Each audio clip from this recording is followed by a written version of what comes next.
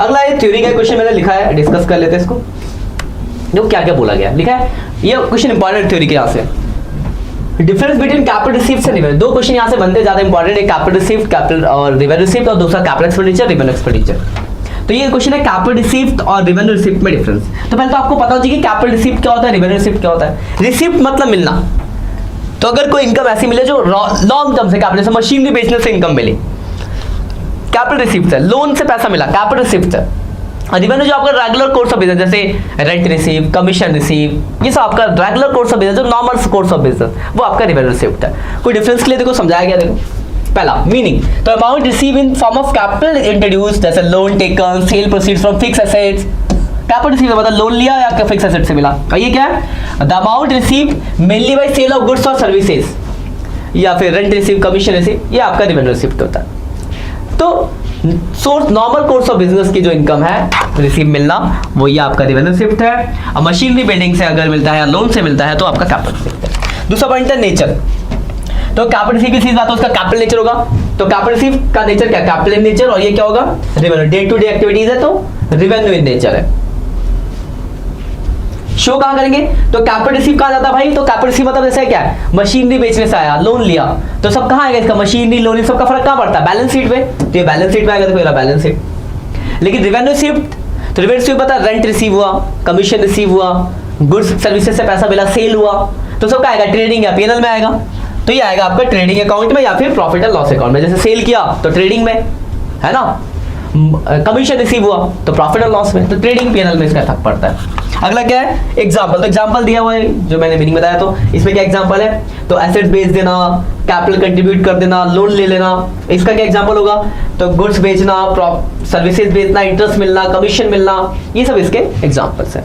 तो यहाँ से क्वेश्चन अगर आपको आता है डिफरेंस कैपिटल और रेवेन्यू रिसीव्ड, तो लिख लोगे ना, तो देख लेना, इसको पढ़ के चले जाना, ये इंपॉर्टेंट है। जो बताया उतना ही है, इससे ज्यादा एक्स्ट्रा कुछ नहीं इसमें, ठीक है। इसका भी स्क्रीनशॉट ले लो, आगे बढ़ते हैं।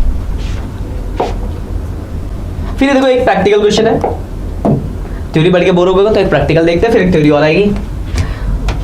From the following information find cost of goods sold and net cell. आपको एक तो COGS निकालना है और दूसरा सेल निकालना है। मतलब हमें यहाँ पे निकालना है एक तो COGS, cost of goods sold, और दूसरा निकालना है हमें सेल।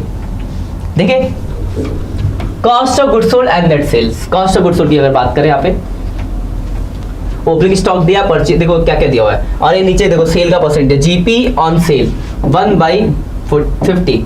तो GP ऑन कॉस्ट कितना हो जाएगा भाई, तो GP ऑन कॉस्ट हो जाएगा 1/4। अगर सेल पे 1/5 है तो कॉस्ट पे 1/4 होगा।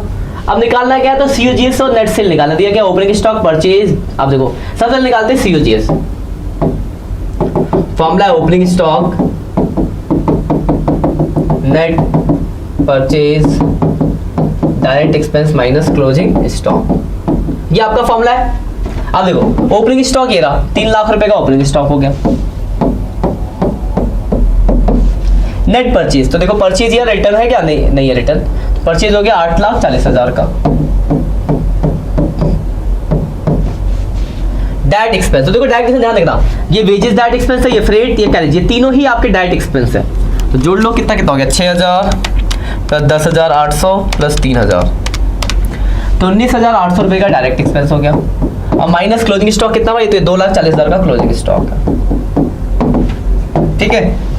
ये कितना आ जाता है, 3 लाख प्लस 8,40,000 प्लस 19,800 माइनस 2,40,000, तो 9,19,000 आ गया, 19,800 आ गया। ये निकल गया आपका COGS, और COGS पे 1/4 GP है, तो GP निकाल लो। COGS ये रहा और इसका 1/4 है GP, तो 229950 GP आ गया। अब सेल निकाल लो, COGS प्लस GP, तो COGS आपका 919800 प्लस GP आपका 229950, 919800, तो आपका जो सेल निकल गया 1149,750। बस इसी के साथ आपका क्वेश्चन हो गया खत्म, क्लियर बात। तो ये कि क्वेश्चन था अच्छा सा, आगे देखते हैं, आगे बढ़ते हैं। इसका भी स्क्रीनशॉट लेना, कहीं कोई डाउट्स होते हैं तो आप कमेंट कर देना, हो सका अगर आप, क्योंकि ये वीडियो आपकी 22 को आ जाएगी, ठीक है, 22 या 23 को।